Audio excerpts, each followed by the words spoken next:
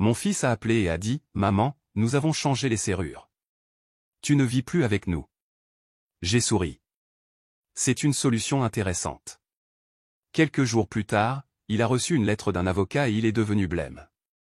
Et puis il s'est passé quelque chose que personne n'attendait parce que l'histoire que je vais vous raconter est une œuvre de fiction et ne reflète pas des événements réels. Bonne écoute. Eleanor Thompson se tenait tranquillement au cœur de sa cuisine chaleureuse et familière, ses yeux s'attardant sur les petits détails qui avaient défini sa vie pendant des décennies.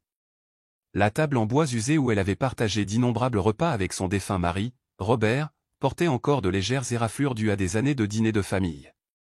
L'air portait l'arôme persistant de ces fameuses tartes aux pommes, cuites la semaine précédente, et le doux vrombissement du vieux réfrigérateur semblait porter les échos de rires et de conversations nocturnes. C'était la maison où son fils unique, Nathan, avait fait ses premiers pas, où ses rêves d'enfant avaient rempli les murs de vie. Mais maintenant, alors qu'elle se tenait là, une valise à ses côtés, elle sentait comme un chapitre qui se fermait, un chapitre qu'elle n'était pas tout à fait prête à clore. Vendre son appartement avait été l'une des décisions les plus difficiles de la vie d'Eleanor.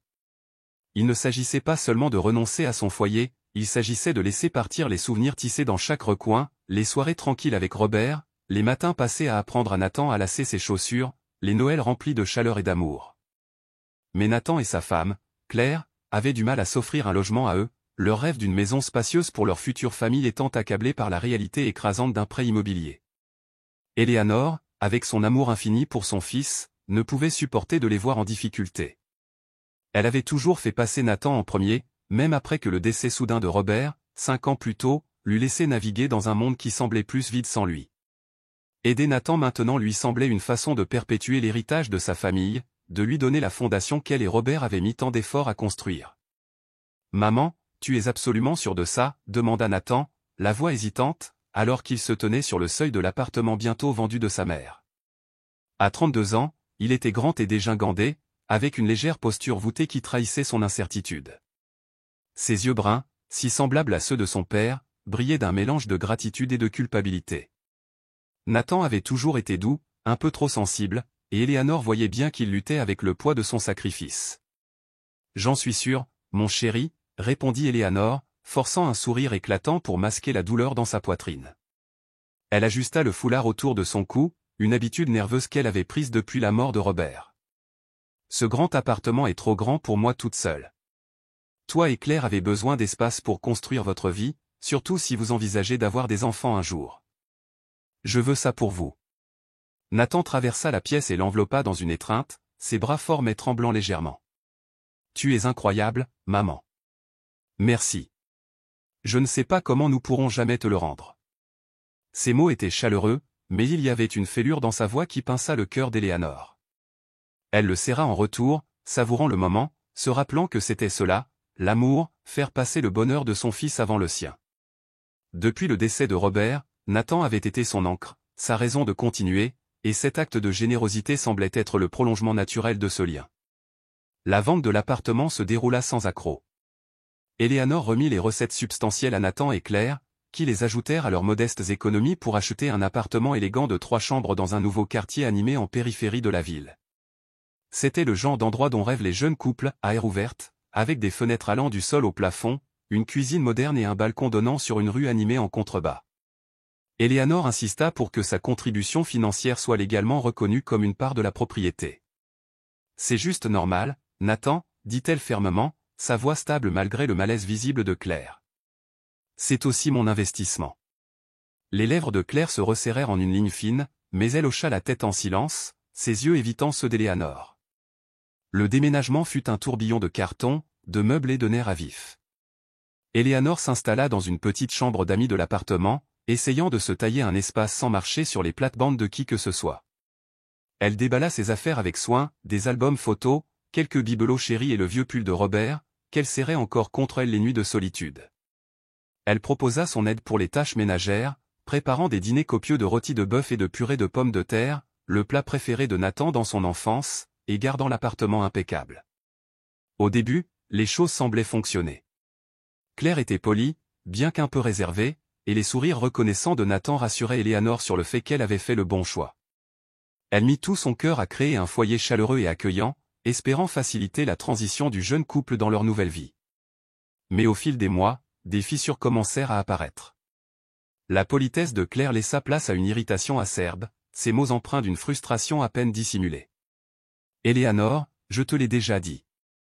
S'il te plaît, ne réorganise pas mes provisions de cuisine, disait-elle, d'un ton sec, en remettant une pile d'épices soigneusement organisées à leur place. Pourquoi as-tu acheté tous ces produits? J'avais déjà un plan de repas. Le pire arriva lors d'un dîner tendu où Claire lança « Nous sommes jeunes, Éléanore. Nous avons besoin de notre liberté. Tu es toujours là, toujours dans notre espace. » Éléanore essaya de ne pas y prêter attention, attribuant le comportement de Claire au stress de son travail exigeant ou aux pressions de la vie de jeune mariée. Elle redoubla d'efforts, repassant les chemises de Nathan, préparant des biscuits pour le club de lecture de Claire, plantant même un petit jardin d'herbes aromatiques sur le balcon pour ajouter une touche de chez soi. Elle voulait croire que ses contributions combleraient le fossé, que son amour suffirait à apaiser la tension. Mais les critiques de Claire ne firent que s'intensifier, sa patience s'amenuisait, et Éléanore commença à se sentir comme une intruse dans la maison qu'elle avait aidé à créer. Un soir d'automne frisquet, alors qu'Éléanore essuyait le comptoir de la cuisine, elle entendit une dispute animée venant de la chambre de Nathan et Claire. La porte était légèrement entr'ouverte, et la voix de Claire transperça l'air comme un couteau. « Je n'en peux plus, Nathan. Elle m'étouffe avec sa présence constante. C'est notre maison, pas une maison de retraite pour ta mère. » La réponse de Nathan fut plus faible, presque suppliante. « C'est ma mère, Claire. Elle essaie de nous aider. Elle a tout abandonné pour cet endroit. » « Aider ?» Le rire de Claire était amer, moqueur. « Elle contrôle chacun de nos gestes. Tu dois choisir, Nathan. Moi ou elle. Je ne vivrai pas comme ça éternellement. » Éléanore resta figée, son torchon serré dans ses mains. Une sueur froide perla sur sa peau, et son cœur battait si fort qu'il semblait vouloir lui transpercer la poitrine. Était-elle vraiment un fardeau pour son propre fils? Son amour, ses sacrifices, avaient-ils été transformés en quelque chose d'oppressant? Cette nuit-là, elle resta éveillée dans sa petite chambre, l'obscurité l'enveloppant tandis qu'elle rejouait sa vie, ses années de dévotion à Nathan, le deuil silencieux de la perte de Robert, l'espoir qu'elle avait investi dans ce nouveau chapitre. Avait-elle tout mal jugé? Son désir d'aider son fils l'avait-il aveuglé sur la réalité de sa place dans sa vie? Désespérée de prendre du recul, Éléanore décida de rendre visite à sa plus vieille amie, Margaret, qui vivait à quelques heures de là dans une ville de banlieue tranquille. Elle ne s'était pas vue depuis des années, mais leur amitié avait autrefois été indestructible, forgée par des rires et des larmes partagées. La franchise brute et le cœur chaleureux de Margaret étaient exactement ce dont Éléanore avait besoin. Elle composa son numéro, ses doigts tremblants en tenant le téléphone. « Margaret, c'est Éléanore, dit-elle doucement. »« Éléanore Thompson ? Mon Dieu, ça fait une éternité. » La voix de Margaret était comme une étreinte chaleureuse, pleine de joie et d'inquiétude. « Qu'est-ce qui ne va pas, ma chérie? Tu n'as pas l'air dans ton assiette. » Éléanore déversa son histoire, sa voix se brisant alors qu'elle décrivait la tension croissante, l'hostilité de Claire et son propre sentiment de trahison. Margaret écouta sans l'interrompre, son silence étant une encre stable. « Éléanore, fais une valise et viens ici, » dit-elle fermement quand Éléanore eut terminé. « Ma maison n'est pas un palace, mais il y a une chambre d'amis avec ton nom dessus. On parlera, on pleurera, peut-être qu'on boira un peu de vin, et on réglera ça. Tu n'es pas seul. » Des larmes montèrent aux yeux d'Éléanore, un mélange de soulagement et de gratitude l'envahissant. Le soutien indéfectible de Margaret lui rappela qu'elle avait encore des gens de son côté. Le lendemain matin, elle prépara une petite valise et prit un train pour chez Margaret, espérant que la distance lui apporterait de la clarté. De retour à l'appartement, Claire se tenait près de la fenêtre du salon, ses doigts tapotant nerveusement contre la vitre tandis que la pluie striait l'extérieur. Le temps orageux reflétait son humeur, tendue, agitée et prête à exploser. « Tu dois faire un choix, Nathan, » dit-elle, sa voix basse et teintée d'impatience. « C'est soit moi, soit ta mère.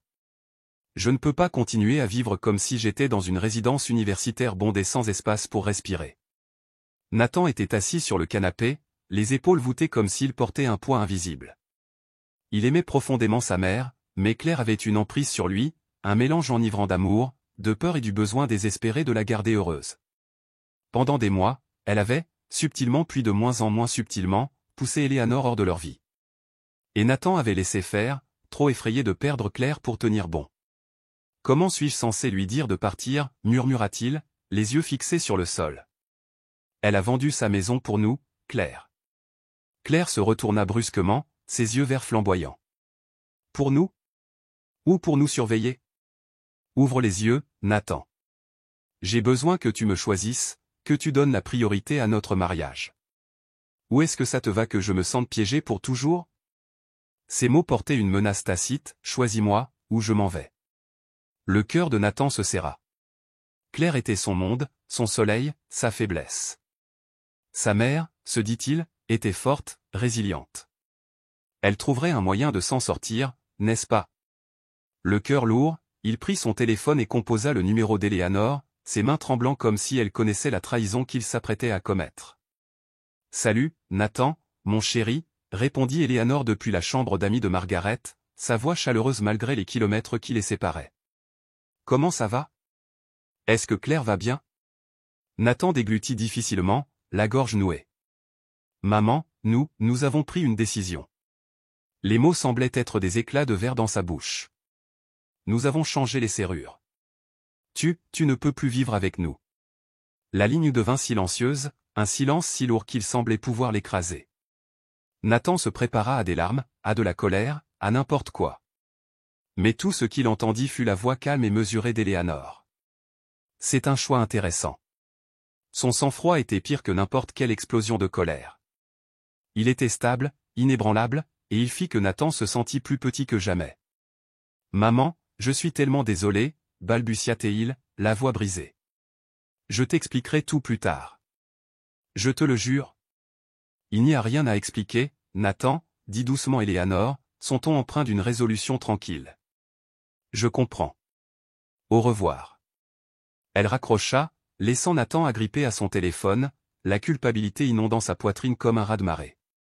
La voix de Claire l'appela depuis l'autre pièce, mais ces mots n'étaient qu'un bourdonnement lointain.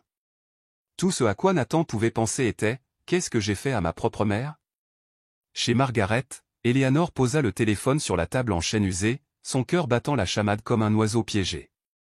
Le mot « trahison » lui brûlait l'esprit, vif et implacable. Son propre fils, le garçon qu'elle avait élevé, aimé et pour qui elle avait tout sacrifié, l'avait chassé comme une invitée indésirable. Pendant 2 jours, elle et Margaret s'assirent ensemble dans le salon confortable, sirotant du thé, partageant des histoires de leur jeunesse et démêlant la douleur du présent. Elles rirent de vieux souvenirs, comme la fois où elle s'était faufilée dans un concert à l'adolescence, et pleurèrent sur la peine d'Éléanore. La présence constante de Margaret était une bouée de sauvetage, tirant Éléanore du bord du désespoir. « Tu ne peux pas les laisser te traiter comme ça, » dit Margaret un soir, sa voix ferme alors qu'elle leur servait à chacune un verre de vin rouge. « Tu as mis les économies de toute une vie dans cet appartement, Éléanore. Tu as des droits. Ne les laisse pas te marcher sur les pieds juste parce que Nathan est pris dans la toile de Claire. » Éléanore fixa son verre, faisant tournoyer le vin tout en luttant contre ses doutes. Elle détestait l'idée de la confrontation, de traîner sa famille dans un imbroglio juridique. Mais les mots de Nathan résonnaient dans son esprit, « Tu ne vis plus avec nous. » Et quelque chose en elle se brisa. Elle n'était plus seulement une mère. Elle était une femme avec sa propre dignité, sa propre valeur. Elle ne laisserait pas cette trahison la définir. Ce soir-là, elle appela David Marshall, un avocat recommandé par Margaret, connu pour son approche de principe et son esprit juridique vif. « Madame Thompson, j'ai entendu votre histoire, et vous avez un dossier solide, » dit David, sa voix calme et confiante au téléphone. « Votre part dans la propriété est juridiquement contraignante. Nous allons rédiger une demande formelle pour obtenir soit l'accès à l'appartement, soit une compensation équitable pour votre part, basée sur la valeur marchande actuelle. Je m'occuperai de tout. Ne vous inquiétez pas, pour la première fois depuis des semaines, Éléanore sentit une lueur d'espoir. Elle n'était plus seule. Elle avait un plan, un but, et un ami en la personne de David qui était prêt à se battre pour elle. Pendant ce temps, Nathan était en pleine dérive. La culpabilité le rongeait, une douleur constante qui le tenait éveillé la nuit. Il essaya d'appeler Éléanore, mais elle ne décrochait pas. Il envoya un message, « Maman, s'il te plaît. J'ai besoin de m'expliquer. Rappelle-moi. » Aucune réponse. « Claire, sentant son trouble, devint plus instable, sa frustration débordant. « Qu'est-ce qui ne va pas avec toi ?» lança-t-elle un soir. « Elle t'a fait culpabiliser ou quoi? Arrête de te lamenter. » Nathan ne pouvait se résoudre à avouer à quel point il regrettait ses actes. Il était piégé, déchiré entre son amour pour Claire et la prise de conscience écrasante qu'il avait trahi la seule personne qui avait toujours été son roc. 3 jours plus tard, alors que le soleil de fin d'après-midi projetait des rayons dorés à travers l'appartement, un coup sec à la porte tira Nathan de ses pensées. Il ouvrit et trouva un facteur tenant une enveloppe officielle et impeccable. « Nathan Reynolds » demanda le facteur en tendant la lettre. Nathan hocha la tête, un nœud se formant dans son estomac en voyant le nom de l'expéditeur, David Marshall, avocat. Les mains tremblantes, il déchira l'enveloppe et parcourut la lettre. Son visage se vida de sa couleur, son souffle se coupa dans sa gorge. Le document était un avis formel détaillant les droits légaux d'Eleanor sur sa part de l'appartement et exigeant soit un accès immédiat à la propriété, soit une compensation équivalente à la valeur marchande de sa part. S'il ne se conformait pas, l'affaire irait au tribunal. Nathan la relut, puis une 3e fois, l'incrédulité luttant contre l'effroi. Sa mère, la femme qu'il avait toujours considérée comme douce et indulgente, prenait position. Claire entra, jetant son sac à main sur le comptoir. « Qu'est-ce qui ne va pas? On dirait que tu vas t'évanouir. » Il lui tendit la lettre sans un mot. Ses yeux parcoururent la page et son expression s'assombrit. « Elle nous poursuit sérieusement en justice, » siffla-t-elle, froissant le papier dans son poing. « Où a-t-elle même trouvé l'argent pour un avocat? » « Je ne sais pas, » marmonna Nathan, son esprit s'emballant. « Peut-être que Margaret l'a aidé, ou quelqu'un d'autre. » Claire arpentait le salon, ses talons claquant sur le parquet. « Je t'avais dit qu'elle serait un problème. Tu aurais dû la pousser à renoncer à sa part dès le début. » La colère monta dans la poitrine de Nathan, une rare étincelle de défi. « C'est toi qui voulais qu'elle parte, Claire. C'est toi qui m'as poussé à faire ça. N'ose même pas me rejeter la faute dessus, » rétorqua-t-elle, sa voix s'élevant. « Tu savais exactement ce que tu faisais. » Leur dispute dégénéra en une dispute enflammée, les accusations fusant comme des éclats d'obus. Pour la première fois, Nathan vit clairement la manipulation de Claire, son contrôle subtil, sa capacité à transformer son amour pour elle en soumission. Et maintenant, avec la maison de leur rêve en jeu, elle essayait de lui faire porter tout le blâme. « Nous ne pouvons pas lui payer ce genre d'argent, » dit Claire, sa voix devenant froide et pragmatique. « Nous avons tout investi dans cet endroit, la rénovation, les meubles, tout. Alors nous devrons vendre l'appartement, » dit Nathan, sa voix plate, résignée. Claire se figea, les yeux écarquillés de choc. « Le vendre? Tu es devenu fou? On vient à peine de s'approprier cet endroit. »« Que pouvons-nous faire d'autre ?» demanda Nathan, les mains écartées en signe de défaite. « Maman ne reculera pas. Elle est sérieuse, et elle a la loi de son côté. » À cet instant, Nathan réalisa la profondeur de la force de sa mère. Elle n'était pas la femme naïve et accommodante qu'il avait sous-estimée. Elle était une force, résiliente, déterminée et pleinement consciente de ses droits. Et lui, son fils, l'avait poussée à bout, la forçant à se défendre contre sa propre famille. Les semaines suivantes furent une épreuve exténuante. Nathan essaya de négocier avec Eleanor, offrant des sommes plus petites ou promettant de couvrir ses frais de déménagement, mais elle resta inébranlable. « Nathan, je sais que c'est difficile pour toi, » dit-elle lors d'un appel téléphonique tendu, sa voix stable mais teintée de chagrin. « Mais tu as fait ton choix quand tu m'as mise à la porte. Tu m'as brisé le cœur, et je ne peux pas simplement laisser passer ça. » Ces mots le transpercèrent, chacun étant un rappel de la douleur qu'il avait causée. Claire, pendant ce temps, devenait de plus en plus erratique, son humeur s'enflammant à chaque revers. Elle blâmait Nathan pour leur situation difficile, menaçant même de le quitter et de retourner chez ses parents. Mais Nathan en avait assez de se plier à sa volonté. Il était épuisé par ses exigences, son contrôle, son insistance pour qu'il la priorise avant tout le reste. Il commença à voir qu'il avait vécu une vie façonnée par les désirs de Claire, pas les siens. Finalement, ils n'eurent d'autre choix que de vendre l'appartement. Le processus fut atroce. Chaque visite, chaque acheteur potentiel, était un rappel douloureux de leur échec. Claire s'accrochait à l'espoir qu'ils pourraient éviter de payer Eleanor, qu'un miracle sauverait la maison de leurs rêves. Mais aucun miracle n'arriva. La vente fut conclue.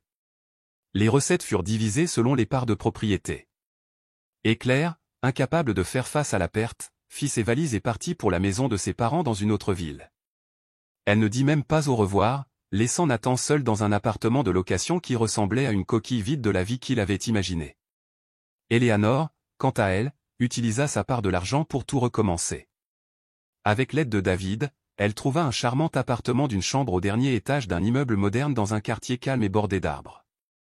L'espace était petit mais aéré, avec de hauts plafonds, de grandes fenêtres et une vue imprenable sur la ligne d'horizon de la ville et une rivière voisine.